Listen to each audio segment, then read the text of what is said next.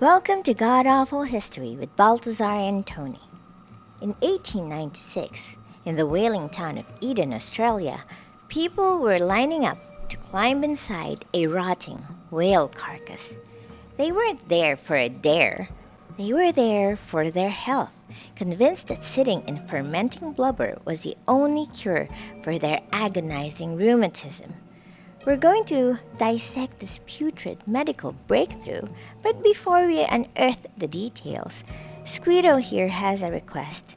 He's looking for a custom-built miniature steampunk diving helmet to wear while he sleeps, and he's currently trying to trade a pouch of dried dragonflies and a stolen copper thimble to a local artisan. Hi, please help this little guy out and give us a follow. He's very particular about his ventilation. Let's begin. Tony, why are you spraying that cologne? It smells like a chemical spill in a lavender field. If you think that's bad, you wouldn't have lasted a day in Eden, Australia in 1896. Scholars, welcome to the archives. Today, we are examining a medical breakthrough that required a harpoon and a very, very strong stomach. This isn't just a tall tale from the docks. It's a bad forensic audit of the 19th century desperation. A local resident supposedly stumbled into a dead whale and noticed his joint pain vanished. Soon, the whale cure became a legitimate tourist attraction. People traveled from all over the country to sit inside a carcass. It wasn't just a quick dip. Patients would remain inside the animal for hours, sometimes even overnight, while the blubber fermented around them. It was a literal post-mortem sauna. Think about the disgusting environment, Tony. A dead whale is an organic furnace. As bacteria breaks down the blubber, they release methane and other gases, while the internal temperature can reach a sweltering 100 degrees Fahrenheit. The patients weren't just sitting in oil, they were marinating in the byproducts of rapid decomposition.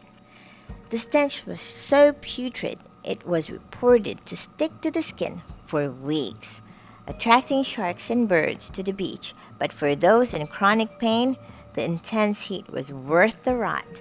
It was a bizarre, gas-filled sanctuary for the desperate. The verdict?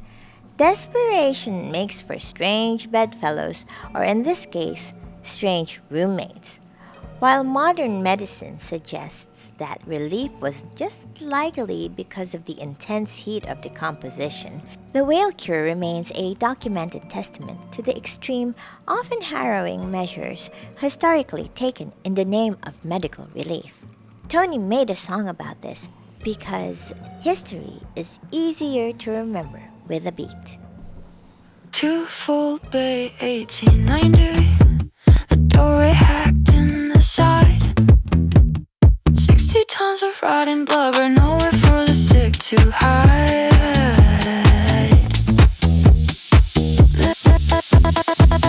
Neck deep in the furnace, 30 hours in the grease.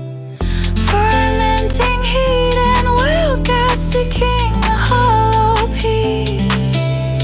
Silk gowns and lace bonnets drowning in the blubber trap.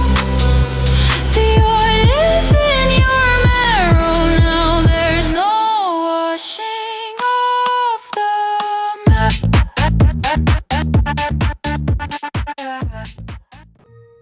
Tony, I've noticed that you've been using my medical instruments to dissect your lunch. Can you please leave it alone? I've already boiled them to just kill off all the bacteria, and you're using it again. Really hard to live with you.